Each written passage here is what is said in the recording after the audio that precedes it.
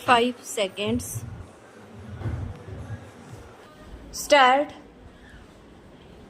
सभापति महोदय, वित्त मंत्री महोदय ने जो बजट सदन के सामने प्रस्तुत किया है वह बहुत ही बुद्धिमानी के साथ तैयार किया हुआ बजट है।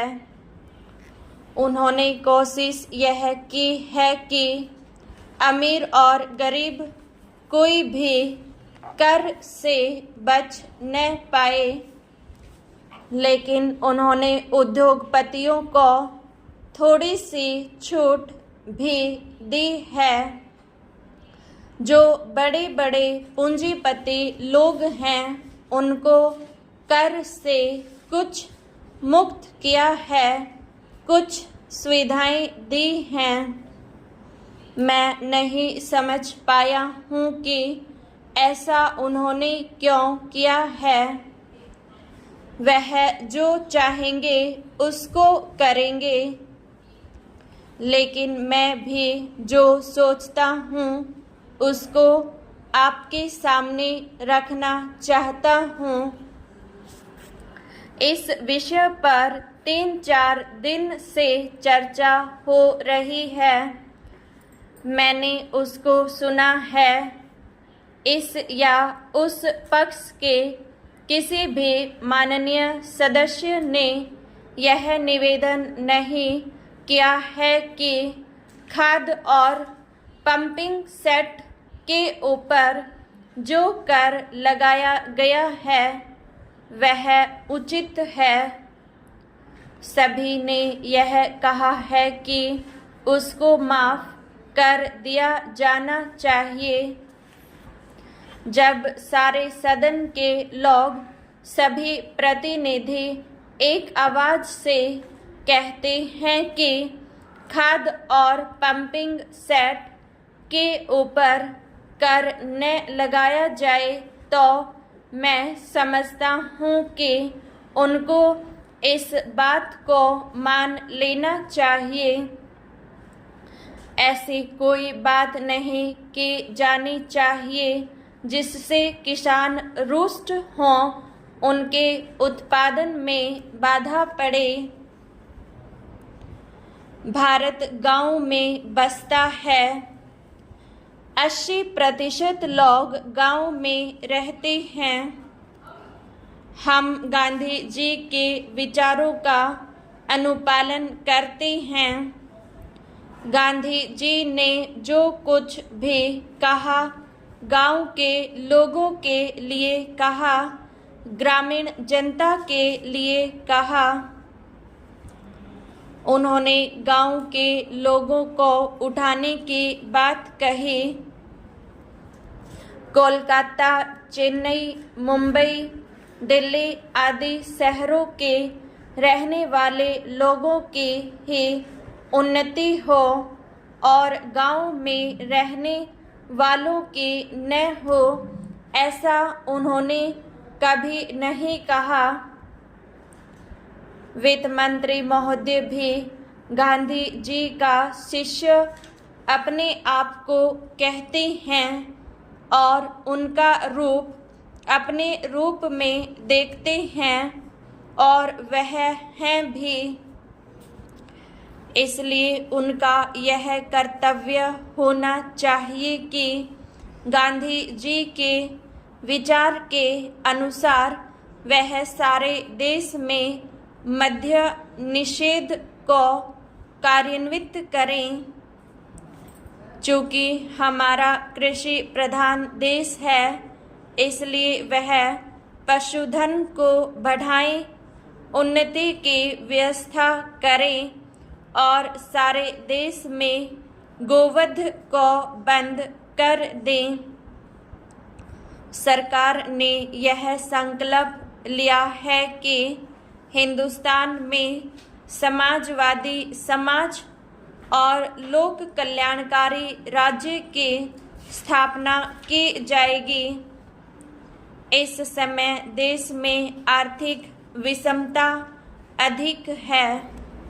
सभापति महोदय, एक व्यक्ति की आमदनी 3-4 आने और दूसरे की 10-20 हजार रुपये है। अगर वित्त मंत्री महोदय इस विषमता को दूर नहीं करेंगे तो समाजवाद का नारा बिल्कुल कोरा और कागजी सिद्ध होगा। इस देश में 8-10 करोड़ हरिजनों का एक ऐसा वर्ग है जिसकी आर्थिक स्थिति बहुत गिरी हुई है।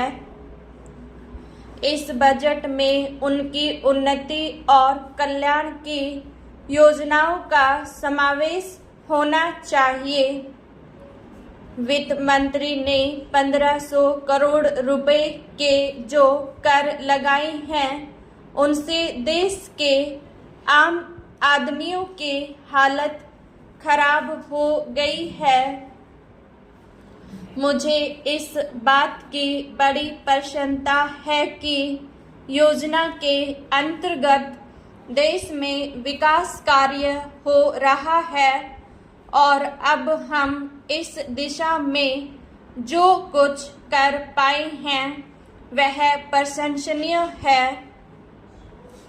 लेकिन मुझे दुख के साथ कहना पड़ रहा है कि जहां कृषि के क्षेत्र में उत्पादन बढ़ रहा है, उद्योग के क्षेत्र में उत्पादन बढ़ रहा है, देश की संपत्ति बढ़ रही है, हर आदमी की औसत आय भी बढ़ रही है, फिर भी हमारे यहाँ की पुरानी गरीबी बिल्कुल नहीं हटी है। मैं समझता हूँ कि यह इस सदन के लिए और सरकार के लिए विचार करने का विषय है कि क्या कारण है कि जब हम 55 वर्ष से अपने देश की गाढ़ी कमाई का रुपया और दूसरे देशों से कर्ज लेकर बड़ी बड़ी रकमें देश के विकास के लिए खर्च कर रहे हैं और देश में धन भी पैदा हो रहा है, तब भी देश में जो लोग गरीब हैं उनकी गरीबी दूर नहीं हो पा रही है। क्या यह आश्चर्य की बात नहीं है? मैं समझता हूँ कि इस पर विचार किया जाए।